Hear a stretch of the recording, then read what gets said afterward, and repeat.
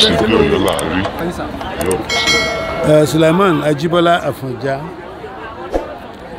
Ẹ bá wa sọ ní ṣókí nípa Agba Imam èyí tá a ṣe jókòó gan lórí. Agba Imam tí Ọlọ́run fún wa ní Ọ̀yọ́ àsìkò tí wọ́n fi jẹ́ olùdarí mùsùlùmí lọ́yọ̀ọ́.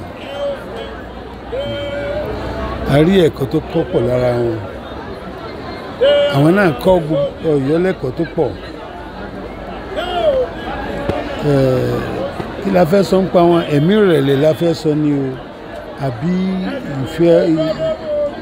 ìfẹ́ ọmọnìkejì, àbí ìfẹ́ ìlú Ọ̀yọ́, àbí ká jẹ́ olótìtọ́ fún bàbá wa tó gbéṣẹ̀. Gbogbo ẹ̀ ní àjíṣebí Ọ̀yọ́ láàárín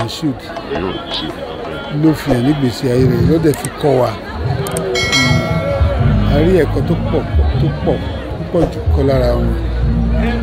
Ikú wọn dùn wá púpọ̀ jù torí pé àmọ̀ kó ń bọ̀. Bí a ṣe mọ̀ pé ikú bàbá kábíyèsí Ọláyíwọlá Adéyẹmí, ikú bàbá yìí, bí ikú wọn ṣe yọ sí alójijì náà ní ti ìmáàmù ṣe fún. Ó wá di pé Ọ̀yọ́ ò ní olórí nínú ẹ̀sìn. Ẹ̀sìn retí olórí dáadáa fún wa gẹ́gẹ́ bí ọba ní Ọ̀yọ́. Ọlọ́run ti fún wa ní olórí tí Ọlọ́run ti yọ̀ǹda fún wa tí ó sì dépò rẹ̀ láìpẹ́ láìjìnà agbára Ọlọ́run. Ó fi Olúwa fi ọ̀run kẹ́ bàbá. Àjíṣebí Ọ̀yọ́ láàárín.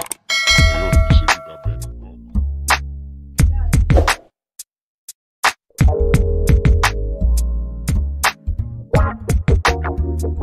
Àjíṣebí Ọ̀yọ́ láàárín. Ọ̀yọ́ ní ṣe bí bàbá ẹni kọ̀ọ̀kan. Àjíṣebí Ọ̀yọ́ láàárín. Ọ̀yọ́ ní ṣe bí bàbá ẹni.